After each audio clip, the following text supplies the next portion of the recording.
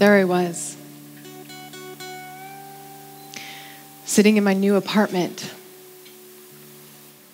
and I start shouting out loud, I am free. I am free. I am free.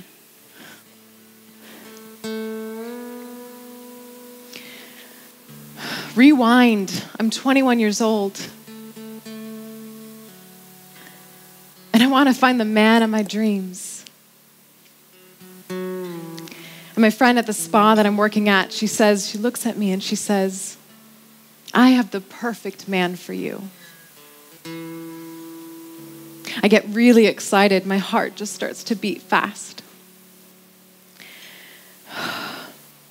We go out on his boat trip that weekend, and 5 margaritas later, we fall madly in love. You know how that goes. As the relationship progressed, I realized this wasn't a typical relationship. This was toxic. There were many ups and downs, lots of fights. There was abuse, manipulation, control, the whole thing. I was losing myself. And one night, we get in a raging fight. And I'm shaking. I've got mascara drawing down my face. I'm feeling broken. And he looks at me and screams at me, don't come home until you bring another woman home for both of us. I'm devastated. I still go out that night because I didn't think I had another choice. Even though I knew I was so disrespected, so dishonored. So I'm sitting at the bar and I'm getting drunk. And I look and feel into, is this really my life? Is this really what I came here to do? Is this happening?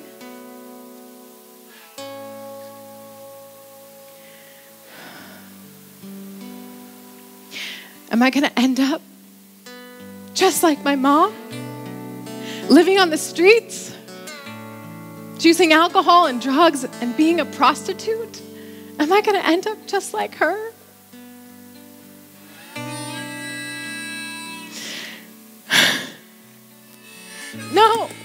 No. It's not supposed to go like that. No.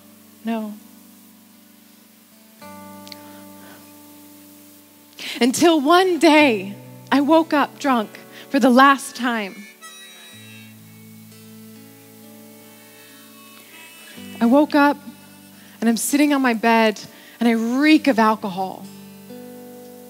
I'm shook up. I'm dying awake. And with God's grace, I was shown 2 paths. One path, if I was to continue that path and go down that route of self-destruction, what my life would look like. And guess what? It was just like my mom. And then I was shown this other path.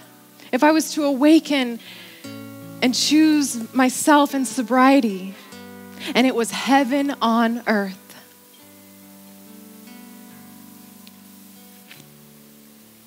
That day I called every single family member and told them I had a problem.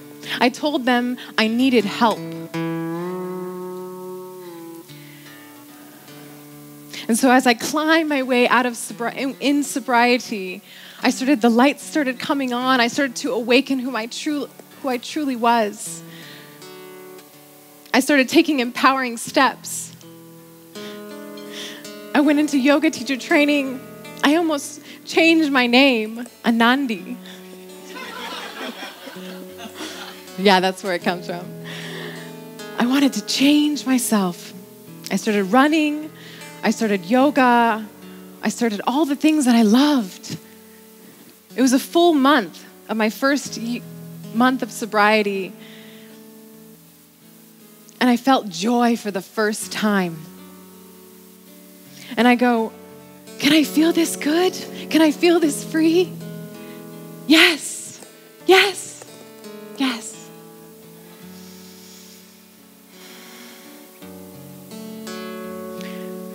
But I still couldn't leave him. I was hooked. I was hooked. So he agreed to go to therapy with me. And that's when it shifted. That's when things really shifted.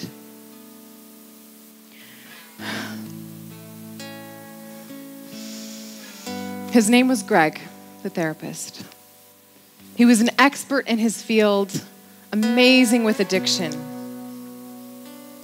And he started to give us tools. He gave me tools. As I started to peel back the layers of what I thought was me madly in love with this man, was just my compensation for the love I didn't have for self. And Greg started telling me it was my inner child trauma that was keeping me going back and back and back to this man.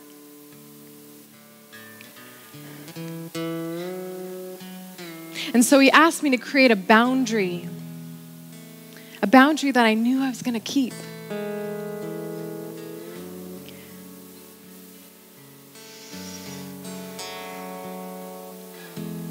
And that boundary, I'll never forget, I was sitting with our therapist, and I say to the therapist as a witness, if he does this one more time, I'm out that door. And he did. We were driving to the airport. We're in another raging fight. We get to his gate as he was leaving, and he says those words. And there was the boundary being crossed. There was it. I got home, packed my stuff, and left him, and I never went back.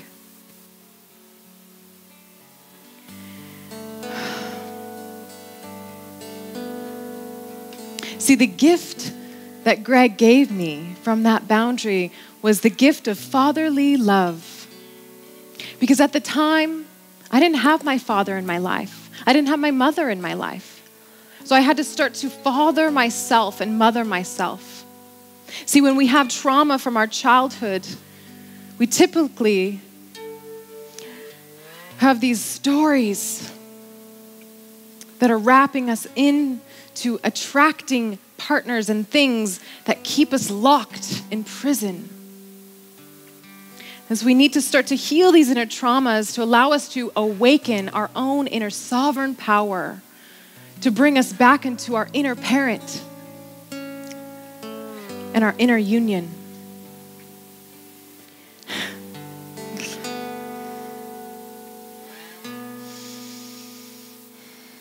Especially if you're dealing with a narcissist. See, if you're an empath like me, we have a lot of motherly love. And the narcissist and the empath, they go hand in hand. They're a perfect recipe for disaster. But you know what? That man, my partner, was my guru. He was my teacher. So remember the mirror and the blessing in the lessons. They're showing you what is still unhealed. Let it be a reverence to continue your path, to awaken to who you truly are. See, this is why I show up every day, supporting men and women all around the world, helping them heal these inner traumas from the physical, mental, and emotional body to bring them back into their sovereign divinity, their sovereign power.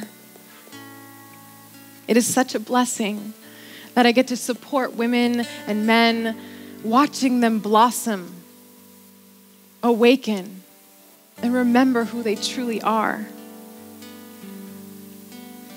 From that boundary, I've been able to achieve quantum leaps.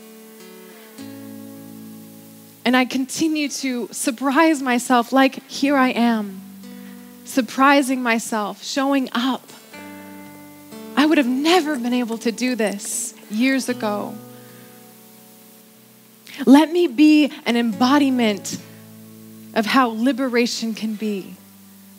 Let me be an example that you don't have to live in that pain. Let me be to show you that going from that much density brings you into this much light. See, women, I'm talking to you. We need to shift this. See, when a woman follows her intuition, she is free and they are free. When a woman walks away from a relationship that's dimming her light, that's causing her pain, she is free and they are free. When a woman says no, that's sacred no. Even if it's hard, she is free and they are free. See, when I started to awaken myself, he started to awaken. And that's how it works. Here we are, awakening ourselves to awaken others. From that time period, I've been able to connect to my dad. After 10 years of estranged, he sends me text messages, I love you. It's amazing. It's a miracle. And that's what happens. You become the miracle. So let me leave you with this. Remember, you are the medicine. You are the one that you've been waiting for. Remember, freedom is your birthright.